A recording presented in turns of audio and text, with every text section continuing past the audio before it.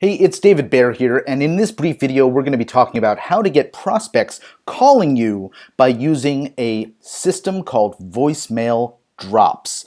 So before we begin talking about how to do this, let's clarify what a voicemail drop is. So there is a technology that allows you to place a recorded voicemail message on an individual's cell phone and not have their phone actually ring. So they will get alerted that they've missed a call and that they've received a message. You can also do this on landline phones or VoIP, that's Voice over Internet Protocol platforms as well. In those cases, however, the phone does have to ring once before it can leave a message in the voicemail box. So we try to plan those calls to those types of devices when an individual is not likely to be there to answer the phone. So for businesses, for example, we would call them after hours. In any event, a voicemail drop is simply a way to reach a large number of people with an outbound message, and those individuals who identify with the message that you've left and want more information will return your call. So let's talk about the 5 steps in a voicemail drop process. The first thing is that you need to start with a list of individuals or businesses who you are calling who are going to be receiving this message. Now, you can identify a list of current customers, of prospects, any number of different ways that you can ascertain who is a likely candidate, but the more targeted your list, the more effective your message is going to be. The next step is then you want to have a script. A script is going to be what your recording is going to say on these voicemail messages. And we have the ability to split test scripts over several different options so that you can see which scripts are actually getting more people to call you back. We then do a setup of a call tracking number, and this really helps us identify all of the statistics, all of the analytics of the calls, so we know which call scripts are getting a better response. We also have the ability to record calls by using call tracking. And then finally, you want to set up your outbound message schedule and your voicemail drops for a time that you're going to be available to receive return calls. So if you are going to be in your office on a Monday morning and you're calling businesses, well, maybe you want to leave those voicemail messages on landline phones on Sunday night. Or if you are calling a bunch of cell phones, you may want to plan an hour or two at the time that you are dropping those calls in order to be ready to receive callbacks, because people who do receive messages on their cell phones are often likely to call back pretty quickly. And then, obviously, step 5, you take the return calls. Now, when we do send out these voice messages, especially when you're sending them out to cell phones, a lot of them come back really, really quickly. People who receive a call and call you back because they say something like, oh, I just missed a call from this number. And you can easily get overwhelmed. So part of the reason why I'm recording this training is to help you navigate the response to that overwhelm and also how to manage it. And one of the ways that we manage it is that we don't schedule all of the outbound voicemail drops at one time so that we can mitigate the overwhelm of having too many calls coming back at once. All right, so let's talk about taking baby steps and the basics of taking your return phone calls. So the really, really important thing is that if you're going to be scheduling outbound voicemail drops, that you really need to be prepared to receive those responses. The idea, we've had clients who have engaged our services, and we've had these outbound voice messages go out, and the response has been overwhelming. They've gotten a lot of people calling them back, and we had one situation where none of the calls got answered, right? The receptionist was out that day, and so everything went to voicemail, and they complained that they didn't get any calls, and in fact, our call tracking program showed that they had gotten a ton of calls, but nobody was ever there to answer them. Another person who didn't take the time to really be prepared on how to answer the calls, and so they got a bunch of calls back saying, something like, "Hi, did you just call me?" And it was like, "No, I didn't call you." Well, the system did, but that client was not prepared to receive the calls by knowing the day and time that the return calls would be coming in.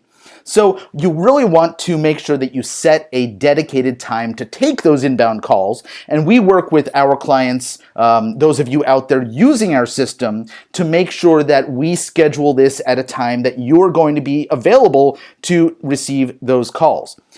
And then the next step is that you want to know your script. You want to know what it is that you're going to be saying to people when they call. We'll talk about some scripts in a moment, but the most ideal script is going to be pretty much exactly what the voicemail message said, so that you have some continuity between what the message was that someone heard and what it is that you are saying to them to start the next phase of the conversation with them. All right. You also want to know your list. If you have the ability to, identify the individuals on your list, maybe somebody calls back and there's something specific about their business that you can quickly reference while you're on the phone with them, that's great. Otherwise, if you know in general who is on your list, you're prospecting individuals who are selling a house or who are business owners in a certain area or are renters who might be candidates for buying or attending an open house, right? Whatever sort of business you're in, you'll know the types of prospects who you are leaving messages for and have a good sense of the types of individuals who would be on your list. All right, the next thing is that you want to be confident when you answer the call. So, the first couple of times you do this, it's going to be uncomfortable simply because you're getting used to the process. And you're going to fumble those first few calls, and that's just fine because subsequent calls you're going to have learned from those mistakes. Now, you have your own style, I have my own style. Whatever your style is, that's perfectly fine. Just understand how the voicemail drop system is going to work well with your individual style. And then when you start the call off with somebody who's calling you back, you want to get them talking, and the best way to get them talking, if you've ever been through any sort of sales 101 training, is to ask them questions, because the more that you can learn about them, the more value you can give to them that's going to be specific to their situation. Now, here are some of the things that you probably don't want to say when they call back, right? You don't want the first words out of your mouth to sound like something like, "Hey, I was calling to see if you need my service or my product or whatever. Just calling to see if we can help you out with whatever it is," right? "I'm calling to see if we can help you" is not the type of way to start these calls off, because you don't know if you can help them, they don't know if you, and it's really just a solicitation call at that point to them. So not very effective. We've tested this. We know that people will not respond well to this type of kickoff to a conversation. All right. So instead, here's the general structure for an effective response to somebody who's calling you back. So first, "Hey, thanks for calling me back, Bob," right? "I called to discuss this new widget that we've developed that can help businesses like yours address the lack of time available to do cleaning between shifts. Could you use some quick turnaround time on cleaning between shifts?" Right? Okay, I just made all that up, but you get the point.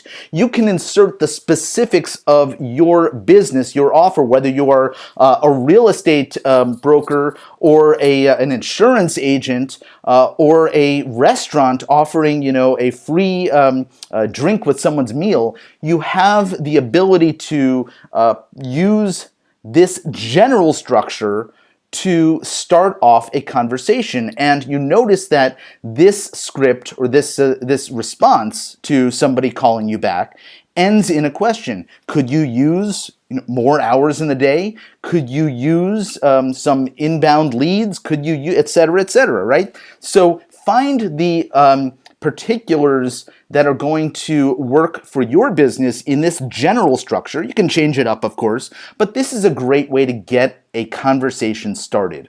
Now, people are going to respond to you, when you say, could you use this, with a yes or a no, and that's okay. Because for the no's that you get, you can quickly move on, and for the yeses that you get, or some variation of yes, you'll know how to dive deeper into that conversation. So you recognize that when somebody says yes, it's rare that they're actually going to come out with the word, yes, sure, I want that. But they may use a phrase like, oh, tell me more. I'd like to hear more about this. Or, can you tell me how this works? Or how much does it cost? Basically, you've gotten them interested enough to continue the conversation.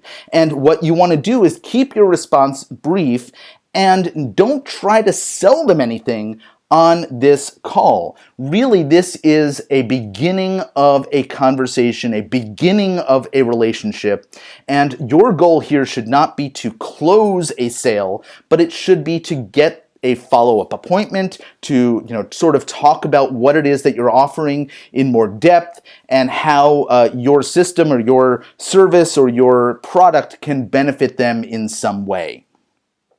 Now, you're also going to get plenty of no's and move through them as quickly as possible. Obviously, no, I don't need that, or I'm not interested, or I don't need any help with that, or whatever other reason that might be specific to the type of offer that you're making is going to help you move on as quickly as possible. So if you do get a no, try something like, well, thanks for calling me back. Have a great day, and just move on. You don't really need to worry about that. But if there is an opportunity for you to follow up with them or maybe get some more information to them about what it is that you're offering, hey, you can say something like, hey, I understand this may not be a good fit for you today, but if I can give you some more information, maybe grab your email address, I'll send you some details, and at least you have some way of doing some additional follow-up with them. And it may turn into nothing, but it also may result in a sale or something positive for you down the road. Okay, so one of the things that is really important is when they give you one of those yes signals, yes, I am interested, yes, I do want to know more, remember that asking them questions is going to fuel your ability to give them a lot more pointed, targeted, specific solutions. And so you may want to say something like, well, before I tell you how our widgets work, can you tell me more about your factory floor operations and the shift changes, etc., right? So what you want to do is get them talking, giving you valuable information to help you slot in your solution to the specifics of their need. All right. Now, when we do these voicemail drops, very often people who have cell phones are going to be impatient. They'll see that they missed a call, but they won't wait for the voicemail to actually show up on their phone.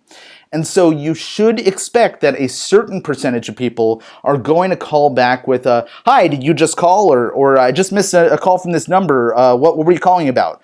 And they are responding basically to the caller ID that comes through on their phone without having listened to the message. So there's a few different ways that you'll be able to sort of ease into a conversation with them.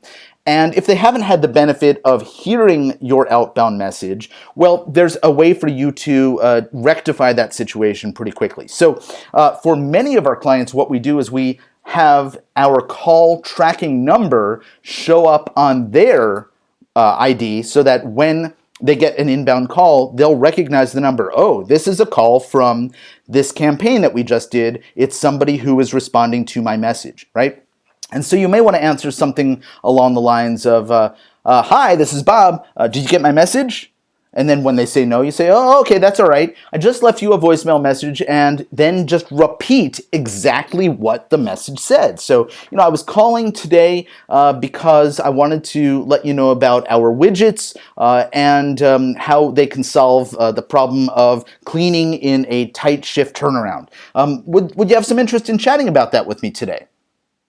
All right. and they're either going to say yes or they're going to say no, and you just fall back into what we've just outlined. Now, every situation, they're going to receive that voicemail. It's just that the way that cell phones work is that they'll be notified that they missed a call before the voicemail will actually show up in their phone. It happens to me all the time whenever I get a voicemail message left by anyone. All right, so let's talk about what your goal is for these calls. It's a conversation that needs to generate real interest from people, and really you just want this to be the beginning of your process, right? This is starting a relationship. Starting a conversation is not about closing a deal. Now, if you can follow up in some way via email or other means, get whatever additional contact information you can. You can follow up with a proposal or whatever your process is for making a sale in your business. And remember, don't try to make that sale to get money out of them or close on the call. This is really just a starting point.